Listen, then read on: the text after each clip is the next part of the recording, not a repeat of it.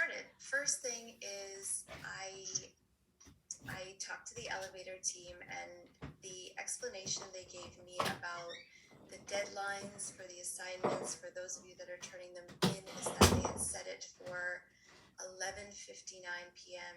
Pacific time, and for those of you that are on Eastern time, it's 2:59 a.m. and they just ask that people get it in a little bit earlier. I apologize if this has caused any stress or confusion on your side. I am working with them to mark the assignment number 4 so that you can get feedback, because clearly there was confusion there. So there's that. I also wanted to address how we talked about in our last class, reverse mentorship. We had a discussion among some of us here, and I've been sitting with it. I don't have a clear answer on it, but I did want to say that in my thoughts, the way reverse mentorship is most effective is when we don't use it to extract or commodify, but rather exchange experiences in a two-way or multiple-way dialogue.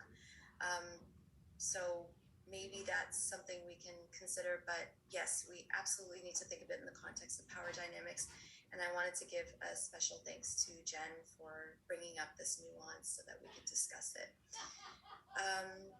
Finally, I got some feedback that we want to jump into the newer content faster. So I've changed the flow a little bit, where I've taken out some of the slides that we've reviewed, consider this the halfway mark. So you'll see us getting faster into the content relating to this week or this session, and then more time for discussion so that you can learn from each other. Okay, so today's class is about communicating with stakeholders, and as you're beginning to see, we're getting into more of a space of how to eventually culminate into creating that DEI strategy. So these are our DEI values.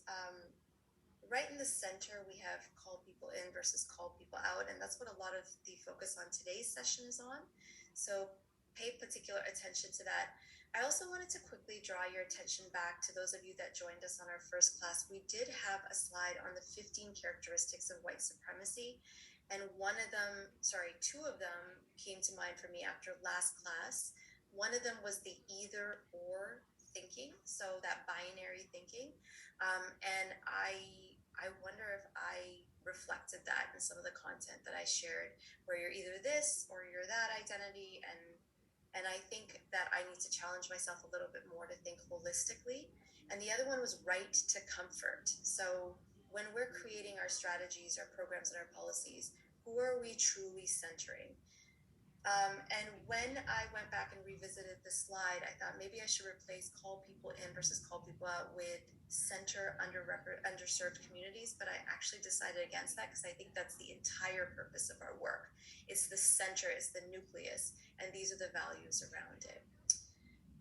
So very quickly, I wanted to give you a brief little lesson on something some of you may be familiar with. It's called intent versus impact, and it's a principle that a lot of DEI practitioners uphold, and it's the idea that something can be intended from a good place in practice or in design, yet the effect it has on a person or a thing or a community is what we should really be looking at. So in some cases, though our intentions may be good, if it doesn't land the way that, whether or not we intended it to land a certain way, we need to revisit that. And that's where this work is a constant involvement of saying, all right, self-awareness, group awareness, social awareness, let's really think about what we're learning from each other and then apply that into action.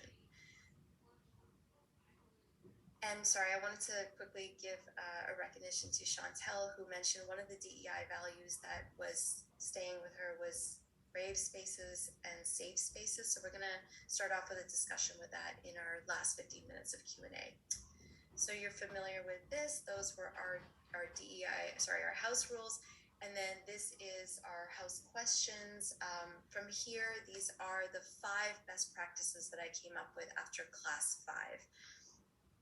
So hearing you all talk after your breakout rooms, one of the suggestions was when we do mentorship and sponsorship programs, do it in cohorts and have intentional pairings and really review your selection process. So are we just picking and choosing people that apply, or are we intentionally pairing them with people that they can benefit from?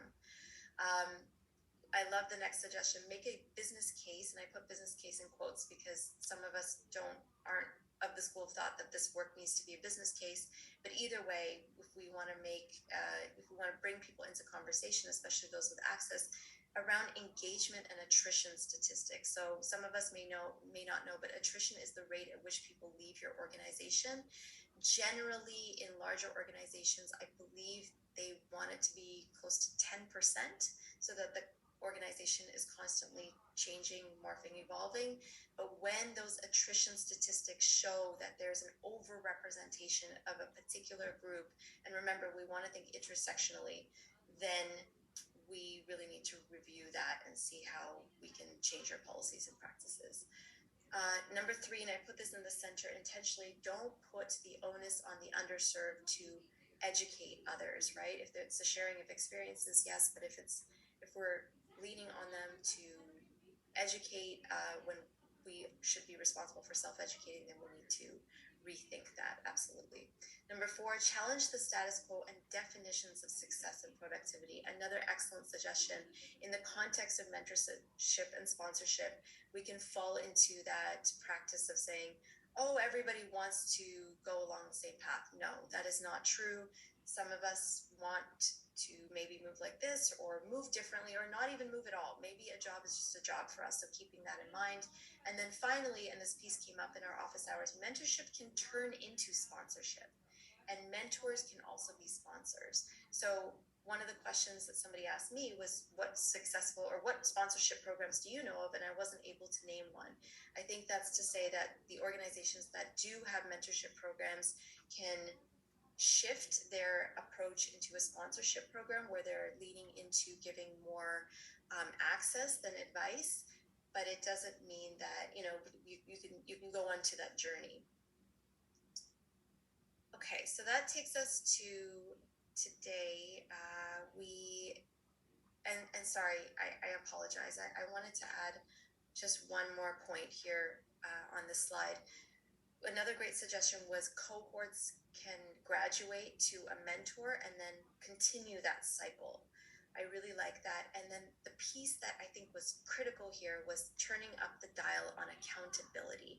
So if we're going to have mentorship and sponsorship programs, is this just something that we have on paper, or is it something that we hold people with access accountable to? So I came up with 3 ideas that I wanted to share with you. One of them is, and this is, I try to share ideas in a way that are not just one idea, but maybe 3 tiers. One is like a lower resourced one, middle resourced one, and then high resourced one. So one of them is excellence awards, so actually rewarding people who are participating in sponsorship programs. Another idea, so this is the middle tier, is promotional review. So if they've participated in sponsorship programs, this is part of their promotional review. And then the last one was compensation. So if they do it, they receive their compensation, and if they don't participate in it, then they may not receive that same level of compensation that they would otherwise. And when I say them, I'm speaking specifically about people that have more access and privilege than those that have less. Okay. So today's class, we are going to focus mostly on stakeholders, and the workshop that we're going to end with is on the Arsenal Football Club. It won an award in 2009, and it speaks to how the football club, I believe,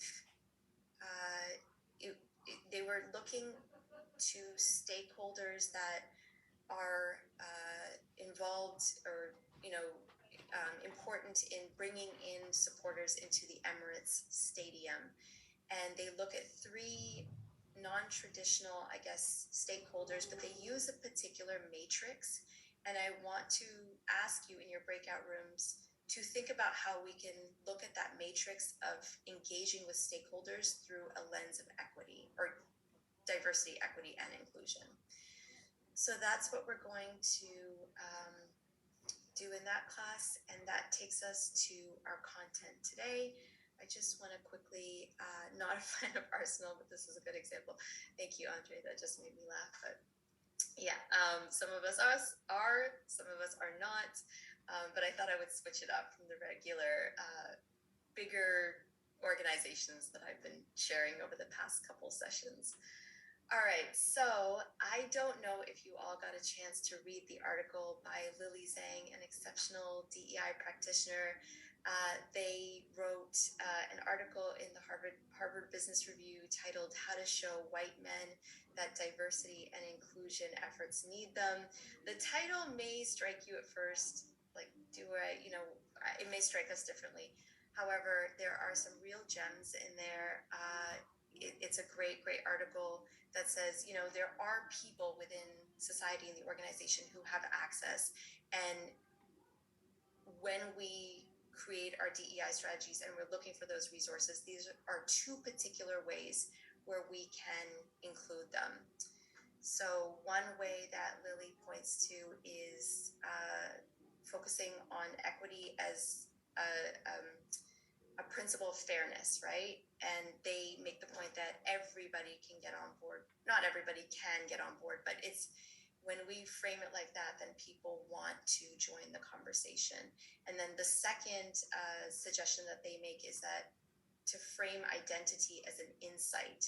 So saying we all play a stake in this organization, and let's use our insights to create a more equitable place for everybody. Really great article. If you haven't read it already, please do read this one in particular. In some cases, when we talk about stakeholders, we may have heard the term white fragility or unconscious bias. These are two terms that have been up for debate, with the idea that if we approach certain people in the workplace that are stakeholders and they challenge a DEI strategy, they're guilty of white fragility. The pushback is that really fragility? And if we use the term fragility, are we letting them off the hook from what they're actually doing, which is a form of very often gatekeeping?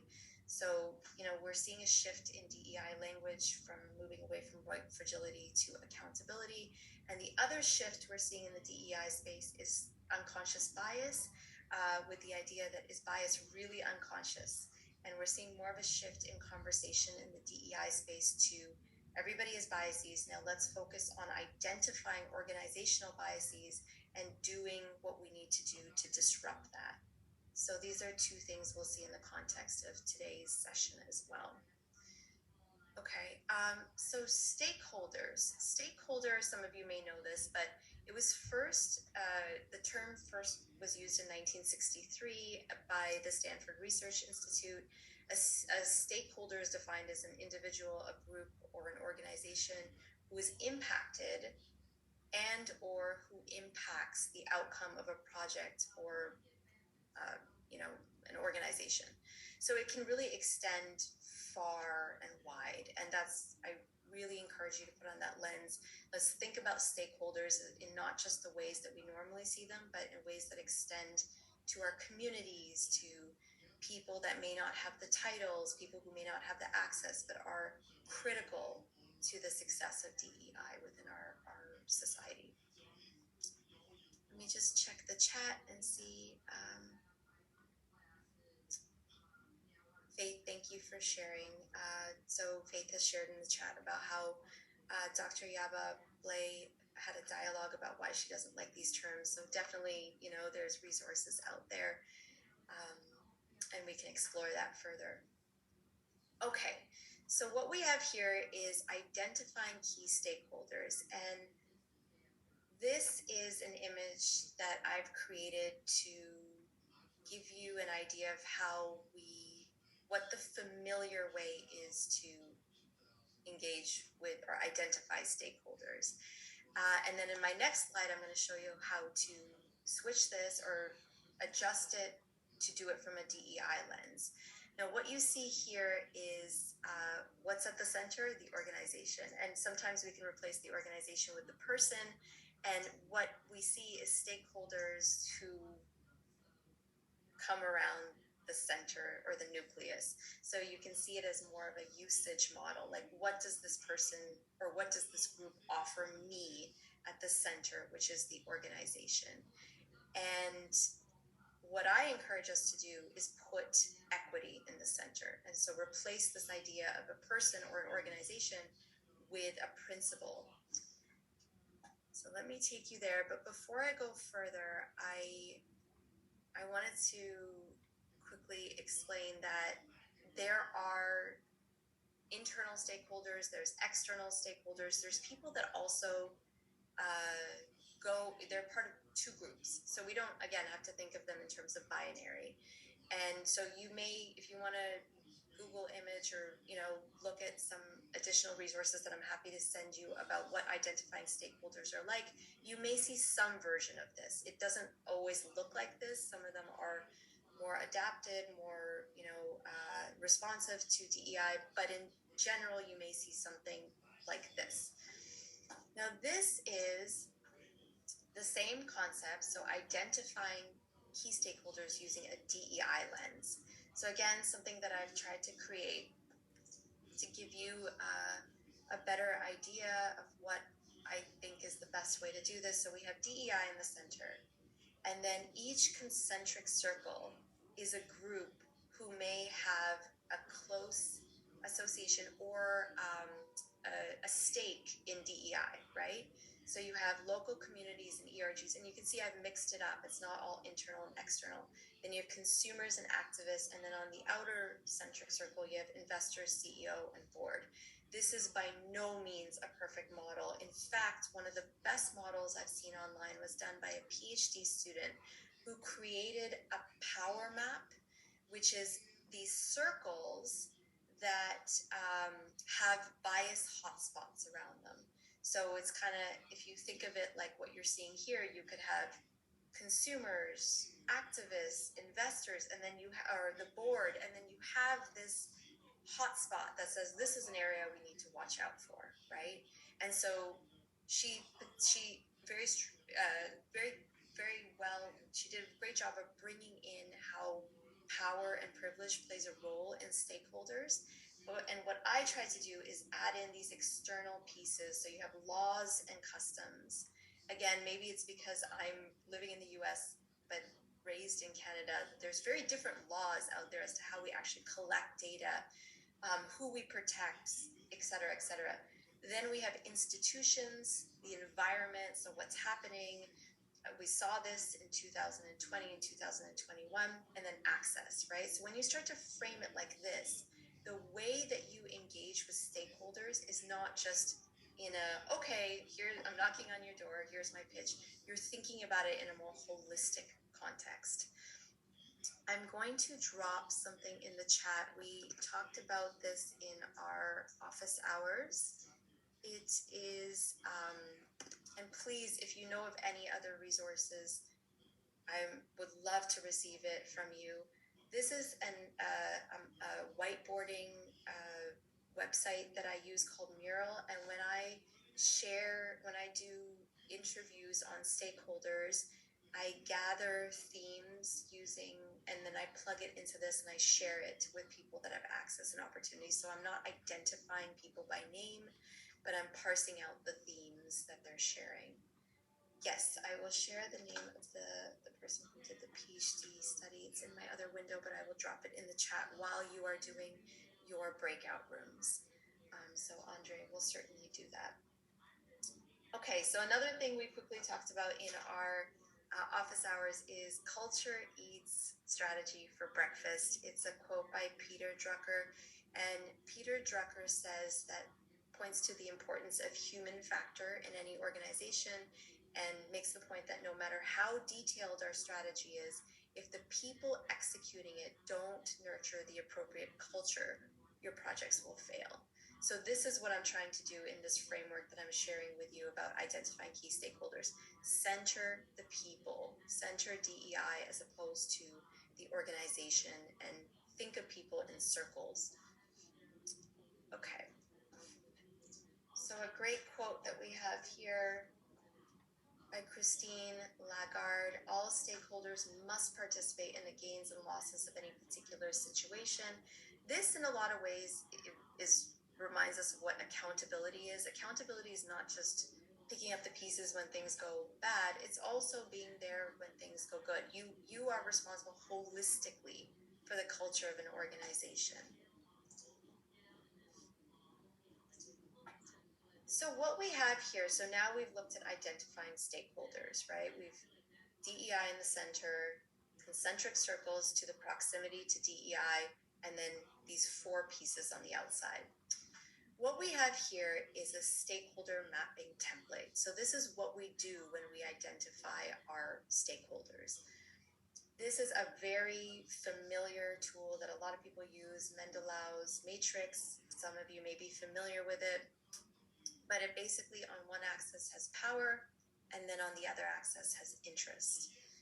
And the expectation is that you plug in your stakeholders and see how they can help your DEI strategy come to life.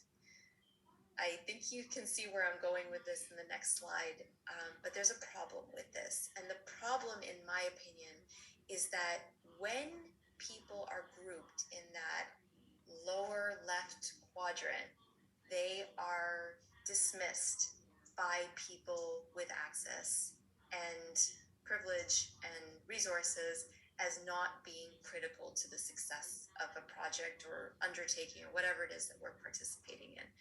So it's too, like it takes where people sit with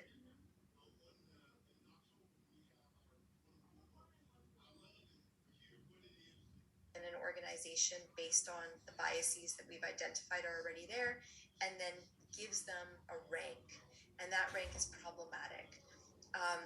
I am still giving you this tool because a lot of people use it. I think you can adjust it to how you want, but I'm going to show you what I would do instead. Some in real life practices that you could use is providing a visual like this, like a visual to leaders, to or those with access or those that you're trying to bring on board to your strategy, to say, this is why we want to engage with stakeholders this way. So this, and Tony was really helpful in telling me in the office hours that if you can't see it, you have the option of zooming in. It's quite comprehensive, but I want you to think of this, what you're seeing, as a one-pager. It is by an organization called Gartner. I would look them up. You need a membership to join. This was shared to me as a resource from them. But what you see here, so in the center, just so that I can explain it to you, is this gray box about your DEI function, right? So again, it's similar to that other framework that I showed you. And then you have these boxes going around. And yes, you're identifying what people's rank are, but it's not in a number or in a matrix. It's more through their collective. So you have the board, CEO, senior executive team. And I want to preface this by saying we are all parts of different organizations. Some of us work for ourselves, so this in no means may apply to everybody, but it does give you an idea of how we can center our stakeholder mapping template around the DEI strategy. Then you have this area of like HR and people recruitment. Then you have the business, and then you have cross-functional. And each of these, in this framework, there's 11 boxes, has very clear roles and responsibilities of each group. So if we can map this on a one-pager, it's really effective in bringing our strategy to life. What I would also add to this, if I could make my own version, which I hope to one day, is a feedback loop. So how when we engage with stakeholders, it doesn't just end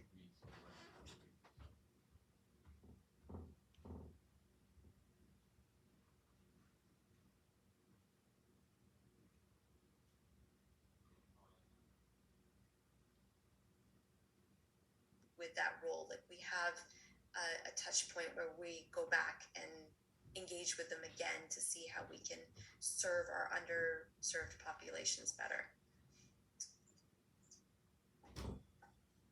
So another great quote here by Christopher Johnson: successful organizations understand, and this is going to relate to our next slide, which is on our DEI committees and how to create that.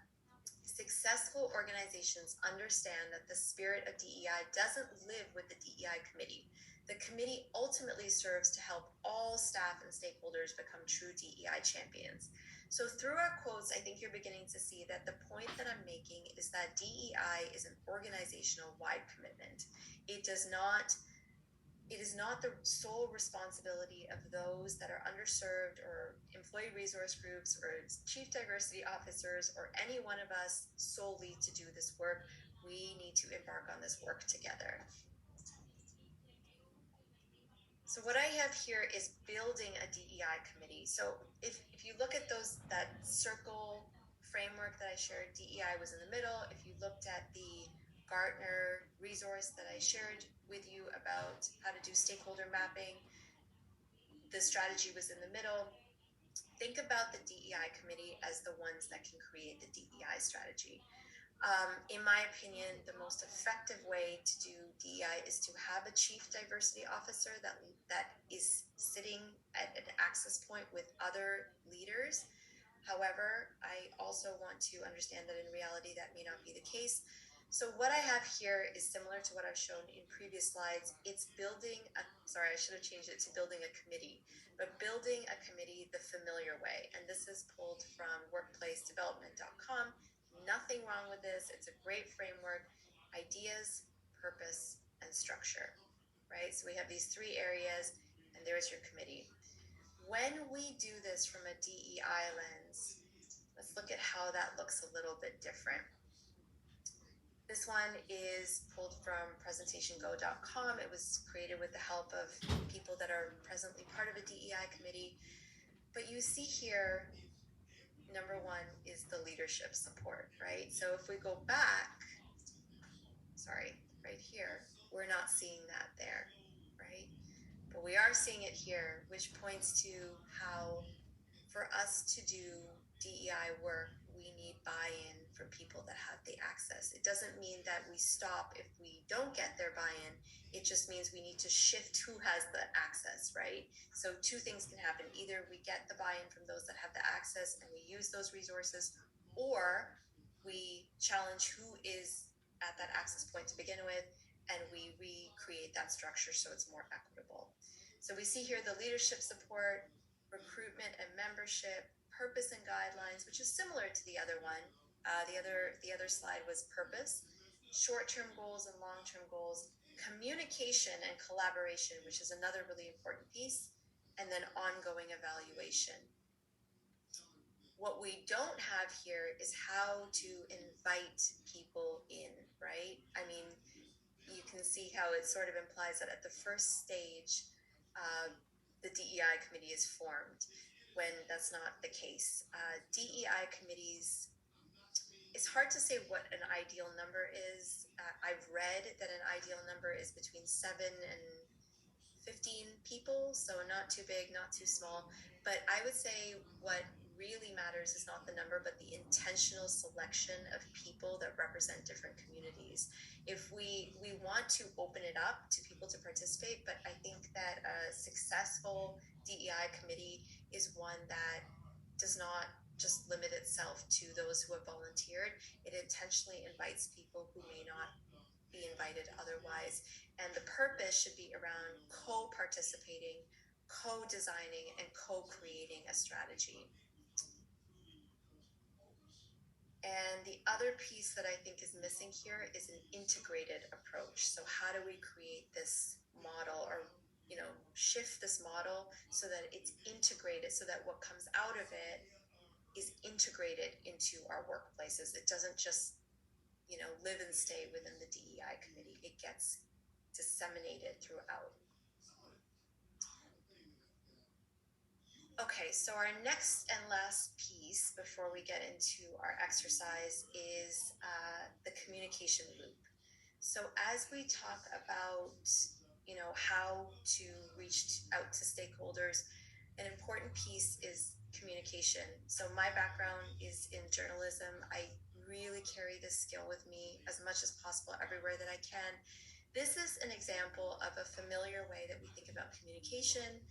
It's called the closed loop communication because it implies that the messaging goes throughout. You don't abandon it midway. And I think that this is great. It makes sure that, you know, the person who's receiving the message doesn't lose what's being said. But again, I want to encourage us to think in DEI, through a DEI lens about how we can improve this. Thinking and realizing that language, as we know, can be used to, it's a tool, right? So language can be used to uplift and create access points for underserved populations, but adversely, it can also cause great harm to underserved communities. So we want to constantly be sensitive to the language that we use and evolve and challenge and change that language. And so what I've done here is create a communication loop using a DEI lens. And I apologize, it's not a loop, it's more of a table.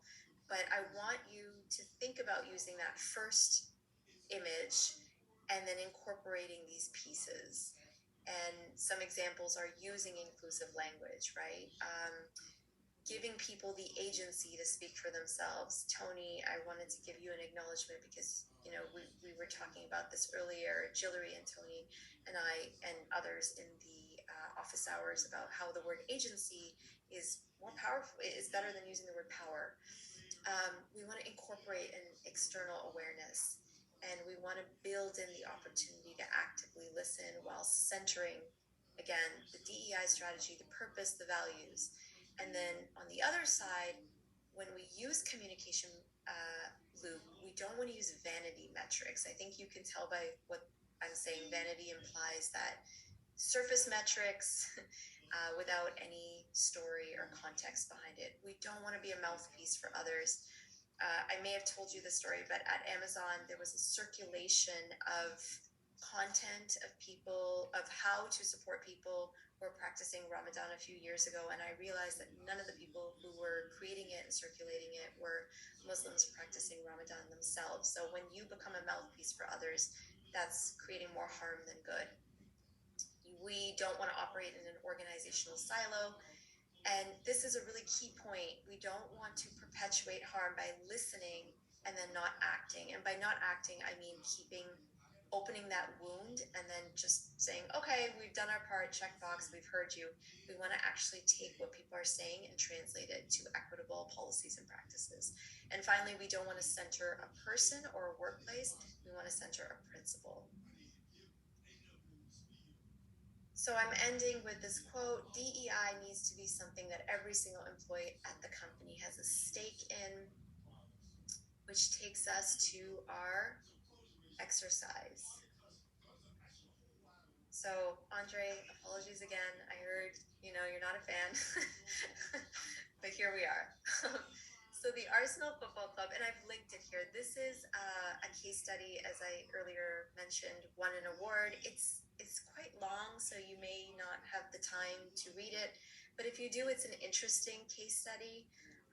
The reason it won an award is because the Arsenal Football Club engaged with different stakeholders, including local community residents, supporters, people with disabilities, in the context of the Emirates Stadium, and considered the different levels of stakeholder power and interest using the Mandela matrix.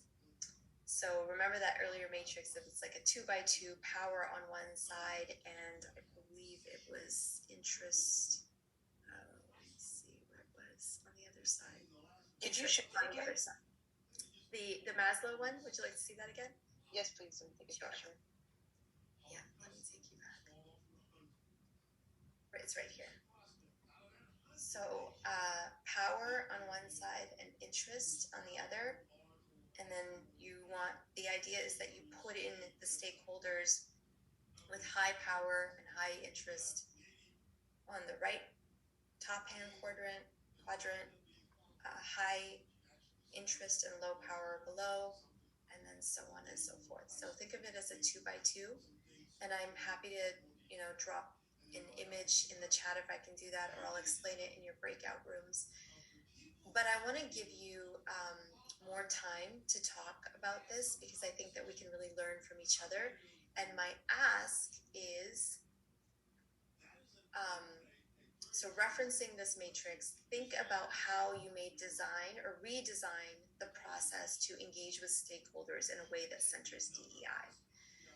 And then in small groups, the specific ask for you to discuss is what is one additional stakeholder that you would add and how would you engage with them centering a DEI strategy. So right now we have the Arsenal Football Club. They are trying to bring supporters into the Emirates Stadium, and the three stakeholders that they're engaging with are local communities, supporters, and people with disabilities. So I'd love for you to use, come up with one example of a stakeholder they haven't thought of, and how would you engage with them centering DEI as the nucleus of it all. Let me just check the chat. Otherwise, I will give you time. Yeah. I have a question. And maybe I'm just not getting this. What was the original problem that the Arsenal team was facing? Yeah. The original problem, actually there wasn't an original problem. It won an award by how they did this. The problem that I see is that matrix, I apologize if the flipping is, causing additional stimulus to you. But this original matrix is one that wasn't necessarily crafted with the DEI lens. And one of the problems that came out is that when they mapped those three stakeholders in different boxes, some of those stakeholders were taken out of the conversation, right? They were no longer considered valuable. And so I want us to think about how we can reconsider this approach from a framework.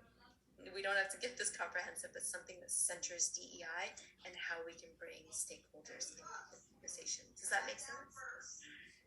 Dea, were they trying to engage more audience, like people with disabilities, or like what was the end goal, or what was the problem statement? I guess the problem statement is that they didn't have enough people coming to support them at Emirates Stadium, and they needed to bring in people, from untraditional, what they were saying in the case study as untraditional communities. Okay, so I'm going to put us into the groups. While you're in there, I'm going to drop in the resources for a couple things, the PhD piece about power mapping, and I'm also going to see if I can drop that matrix in there. Can somebody tell me when you're in groups, can you still see the screen? No, okay, that's too bad. I'm sorry. Otherwise, I would have had that matrix up for you. Okay, I'll try to drop it in the chat so that you'll have an idea of what it is there. But take your time. We're going to come back in about 15 minutes so that we have time for you all to learn from each other and discuss at length a little bit more than what we've been doing so far.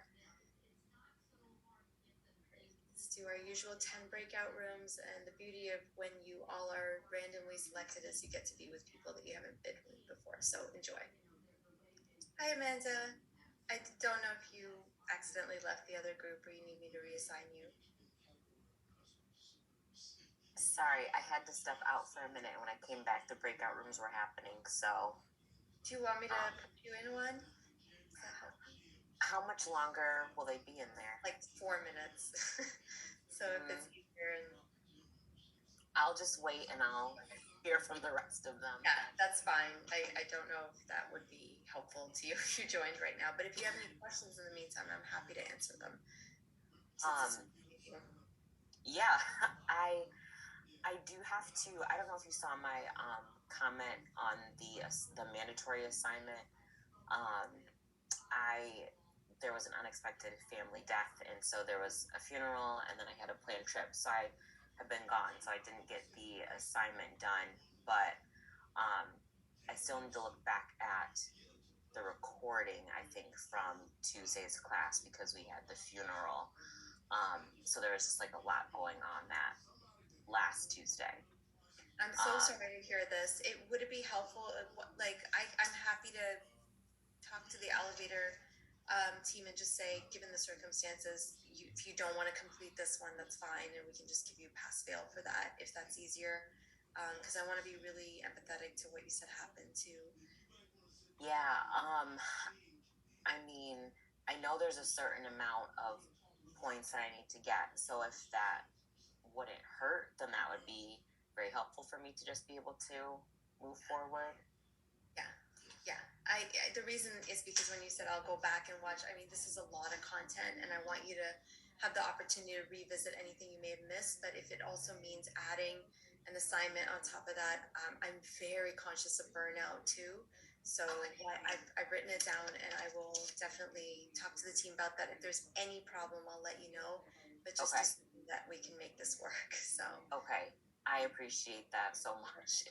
yeah. It was like everything started happening at one time, and I already had like a trip planned to go to like leave the state. So then it was just like, it was a lot. So I'm sorry that that this happens in the midst of everything. There's also life, and we want to do everything that we possibly can, but we have to be kind to ourselves. So you just take care of yourself, and I'll take care of it on my side. So don't worry about that. thank you so much. Of course, yeah.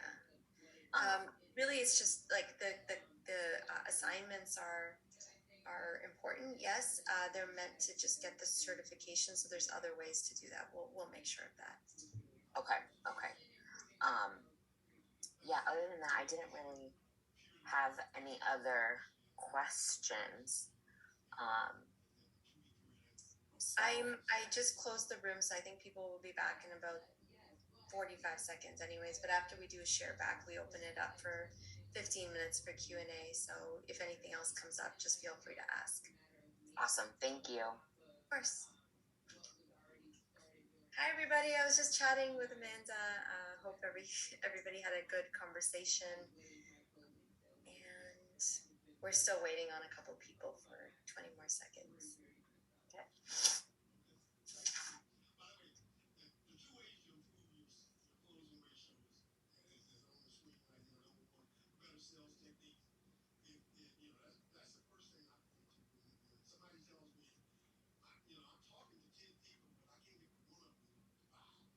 While we're waiting, Dia, this is such a great class. Thank you again. Oh, thank you for saying that. I always know when it's gonna be when I know I'm gonna have to go back to watch the recording and pause it a whole bunch so I can write down everything. It always feels really good. So thank you. Yeah, I want to extend that thank you to the entire class, because I think that everybody offers something unique and different, and collectively we're learning from each other, which is why the breakout rooms are so important too. We're not just learning from one person. That does not do justice to the work at all. We all bring so many different overlapping identities and expertise with that. So welcome back, everybody. I would love to hear from you all. There was a couple things in the chat that I wanted to quickly address. Somebody was asking about the commitment hierarchy. I realized I said the 4 stages of commitment, but that's not what I meant. It was shared on the first class, but I'll share it here again. There's an image there that you see, and I use this with organizations to say that we have to hold everybody accountable to stage 4, which is the highest level of accountability. And I have others, but let me hear from you first. Can I have, whoever was assigned to group 1 as the speaker to share, what was your idea as to how to engage additional stakeholders while centering DEI? Any thoughts?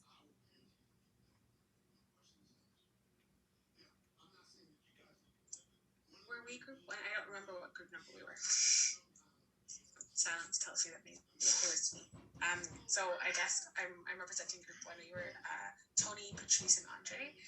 We had a good conversation. We had lots of questions. I think ultimately we were thinking about who is around the decision-making table about what the community engagement process would look like, and is there an opportunity to engage members, subject matter experts, I guess, in that conversation to begin with.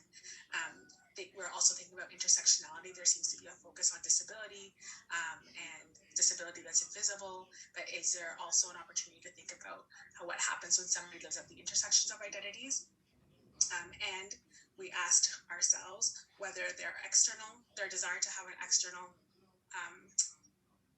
portrayal of themselves as champions of EDI, if that reflects the internal culture that exists within the organization.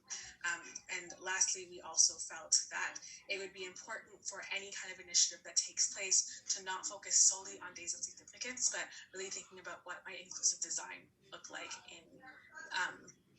for games and for attracting supporters.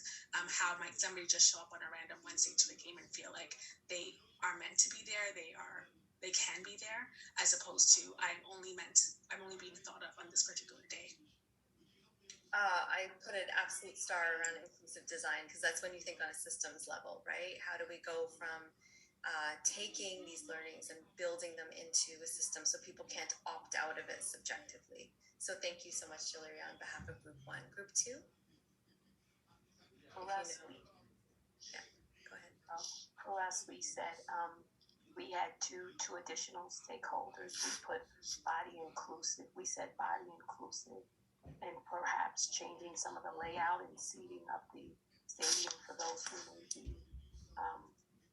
to just include all bodies to be able to attend the games and see them. And then the immigrant population is the other stakeholder. We thought about, and we said marketing to them, going to various areas, different locations. So those are the two that we actually set out. Anything that I missed? I think one of the things that came out was with body inclusive. We also talked about the disabilities that aren't visible. So if people have trauma or or anxiety, that having more space around them in the seating would also benefit them as well. Yeah, so I'm hearing, we have the Arsenal Football Club associating or reaching out to people with disabilities, with stakeholders, but are they thinking that there's actually talks about this in the case study, how there's differences within stakeholders. Not every brown woman speaks for every brown woman, right? I'm just using myself as an example. There's diversity within, so that's a great point. Group 3.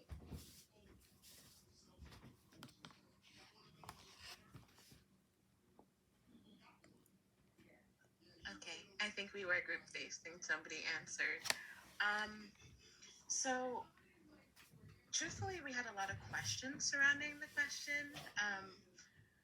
We wanted to know if we were looking at this from a capitalist perspective, or if we were looking at this in terms of like was mentioned before, design. Some of the questions that we were asking were, which communities were you looking at? We're talking about disabled people, but like many other groups said so far, the intersectionality between disabled groups, and thinking more about how they are attending these events and what does that look like for senior leadership, for example. Who are the people that are actually attending these events? It wasn't clear whether or not the folks that you're saying were the historically marginalized groups were actually stakeholders that actually attend events, or are they recruiting folks to come to these events? Or why aren't people coming to the stadium to begin with? Was there an issue that happened that made it so more historically marginalized groups did not attend this event at the stadium? We thought about coaches, trainers, athletes, senior leadership as different stakeholders. And we are just families, but we are more thinking about what is happening in this question, frankly. Who is coming to the stadium? Why? What was the issue with the stadium? And are we looking at the actual people versus the stakeholders? We're talking about groups, but within these groups, people exist. Different types of people exist. And how are we talking about the different types of people within these groups and their interactions with the stadium and their impact on the stadium, for the stadium, to the stadium? And if that is at all, in fact, having to do with sales or just engagement. Yeah, what you're modeling here is that link that I dropped in of the PhD student where, we're not just talking about a circle here. We're talking about an entire system and systems within, and why are we doing what we're doing? This is something I see so many organizations doing. They're trying to solve for something without even knowing what they're trying to do.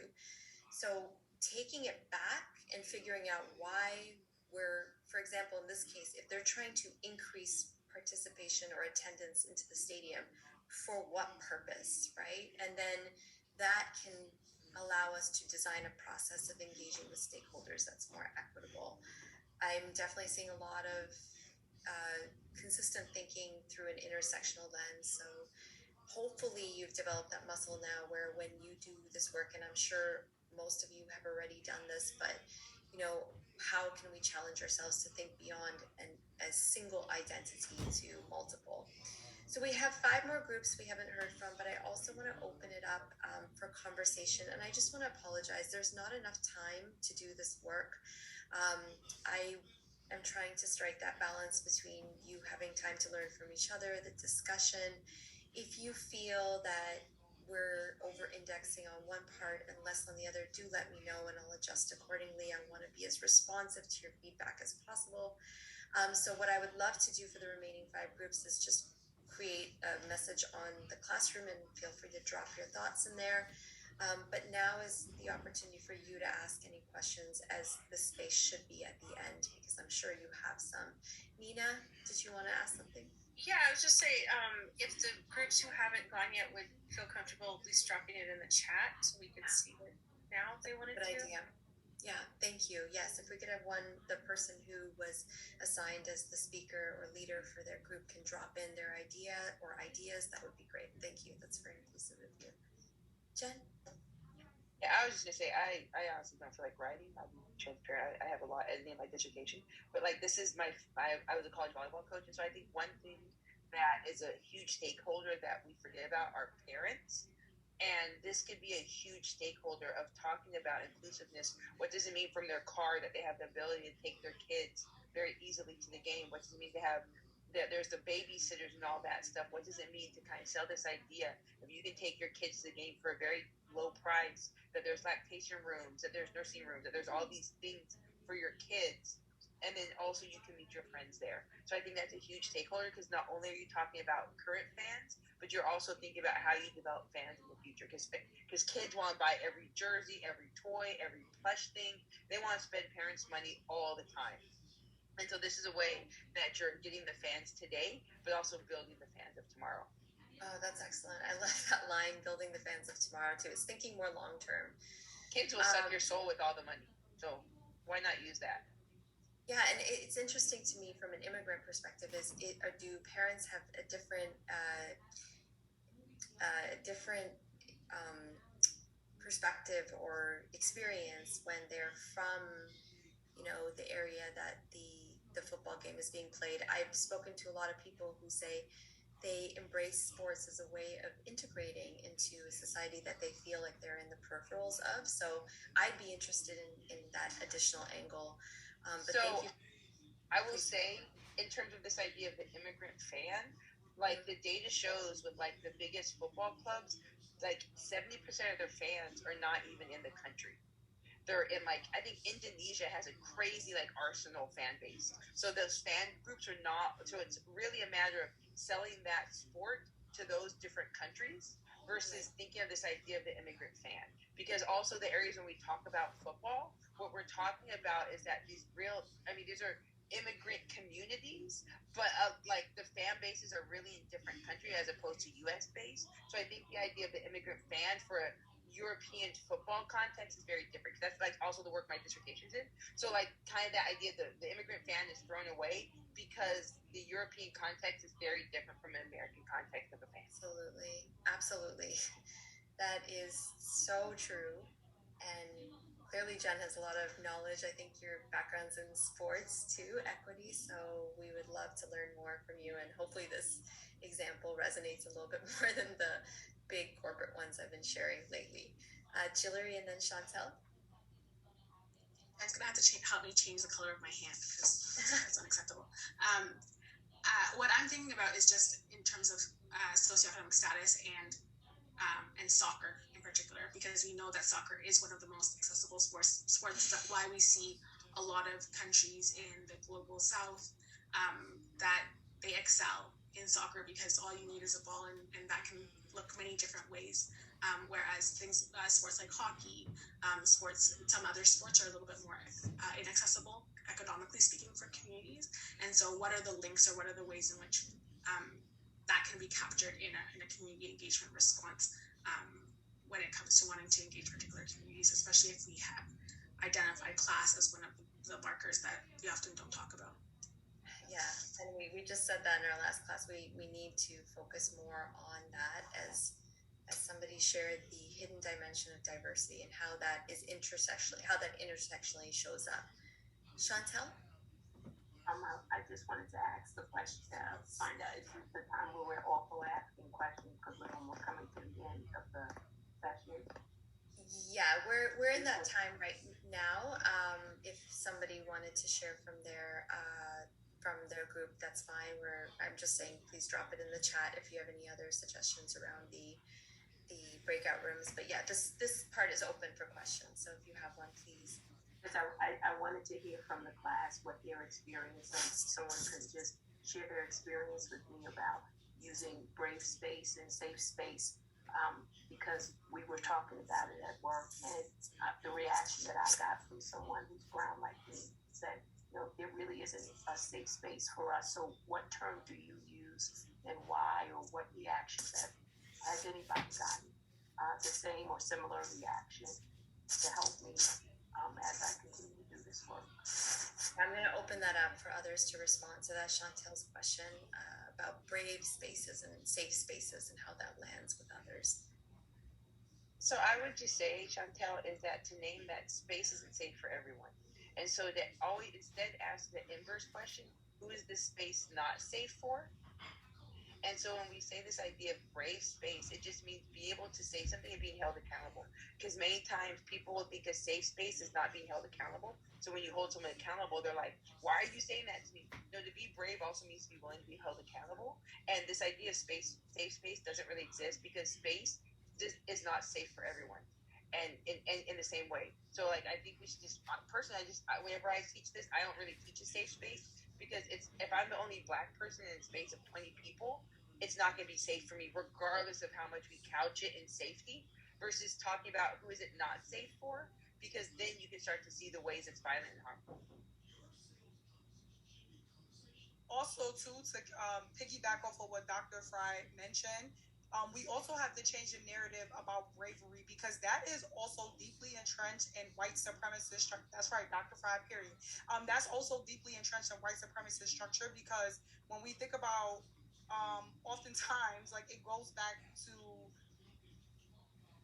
if I have to name the Bruno in the room, and we know what it is, and yet and still we're upholding spaces where people are being interrupted, people are not being able to finish their statements, which oftentimes when we have these brave space conversations, they're often used to make white people feel comfortable about their complicity and the harm and violence that they're causing.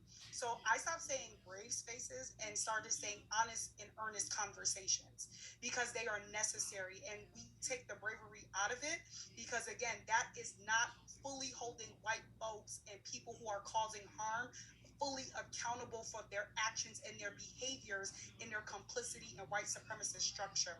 So to dive back to Dr. Fry's point, like, we always got to examine the room in the space, but also like reverse that to what she said and say, well, how could this not be safe? Who is in this room? What do you need? How can I advocate for you? And if I can't do it, what spaces or resources do we need to bring in to support you, to have the necessary and earnest conversation? Because then that makes accountability the standard. Yeah, I love that. Accountability, the standard, that is a non-negotiable. And I think this is just jotting down some of the things you said. You also said honest, and what was the other word that you used? Oh, honest and earnest. Honest and earnest. Thank you. So if if I could add to the conversation for really quickly, just thinking about how lateral violence shows up within spaces, especially for those of us who come from the not-for-profit sector, where it's not dominated by white males. It's off, I think that sometimes we even do the work of creating these binaries that it's an either or, and not that we ourselves can engage in discriminatory and oppressive behavior.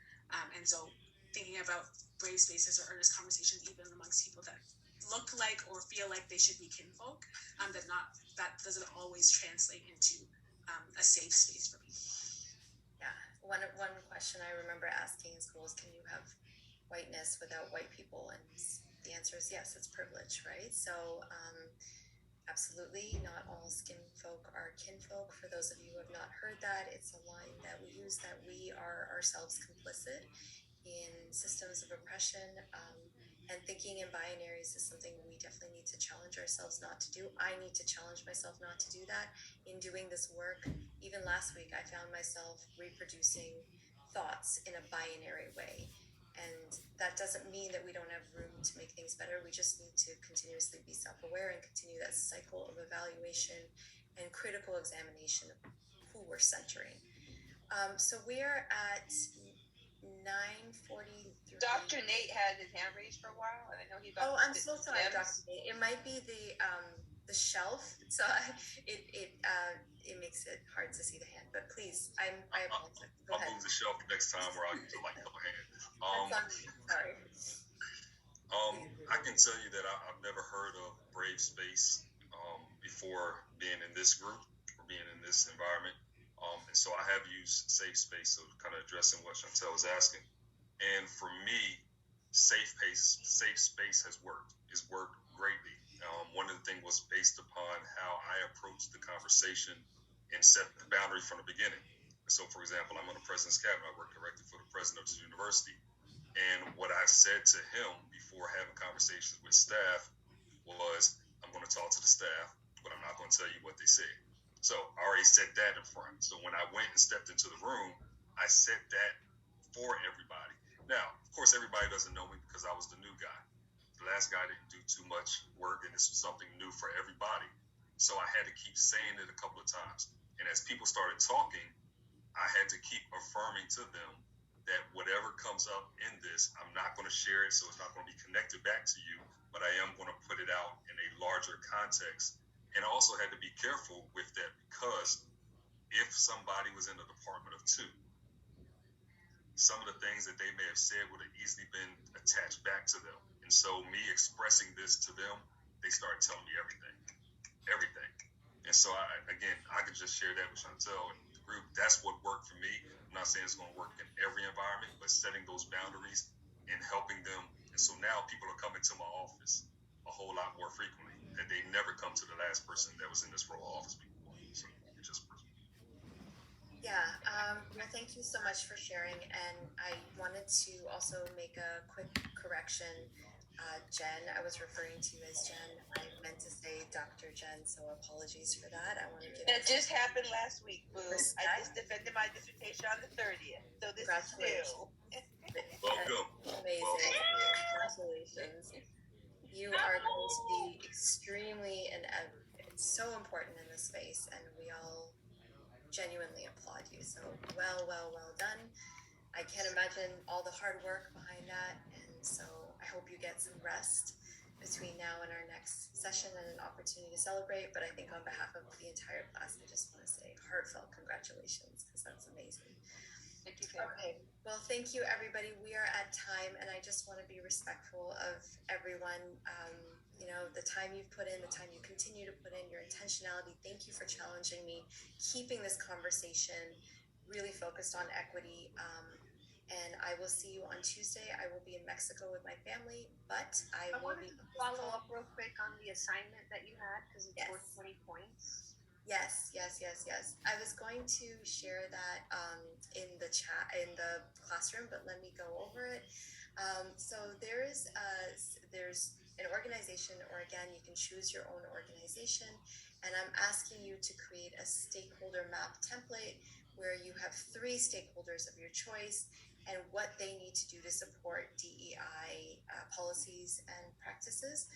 And what I'm asking you to do is be as specific as possible. So consider their role, what their capacity is, so how much they can actually give, and then what they can do to help or hinder that role, that work. So how can they function as a barrier? How can they function as a key maker, gatekeeper, key maker? And then the last thing is a one-liner as to how to hold them accountable for their work. So generally the grading rubric will be, because there's 3 stakeholders, 10 points for each stakeholder, and then the remaining 10 is how you approach this through a lens of equity and intersectionality. No, sorry, Jimena, I do have class. We do have class on Tuesdays and Thursdays. I just won't be in Seattle. I'll be in Oaxaca, Mexico. So I So wish you said all. to be clear on everything, but you want us to still write it in the boxes, or we're going to be writing sentences out of the boxes? Like Yeah, so please write it in the boxes, and then any additional content that you have or thoughts that you want to add context to what you're saying, feel free to use the lines below. Thank you. You're welcome. Did you add the PH student that you mentioned earlier? Yeah, it's in the chat. I didn't see it. I looked back. Just make sure. Dr. Nate, did you get it? I had shared it. I don't know. I shared it when you were in the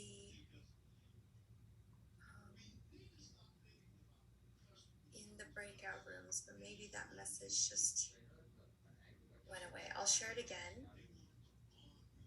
Thank you. Here we go. This is the most comprehensive example of a stakeholder map I've ever seen, but it's worth zooming in on. It has bias hotspots with circles, like glowing red circles around it, and then the equity opportunities are in green diamonds. So this, and I want to give credit to the person who made it, it's Jessica Jacobs. But yeah, it was, I think that was illuminating for me because I saw what a lot of people use as a stakeholder mapping template, and then I saw this, and I thought, wow, okay, there's a lot to consider. But we're not doing enough if we're just making a flat one-dimensional template. We want to get more contextual with what we're creating and using. Okay, everybody. So have yourselves a great night. Rest, reset, relax, take care of yourselves, take care of your families, and just know you're appreciated. So thank you so much for all your time and effort in this class. I see you and I hear you and I value you. I truly do.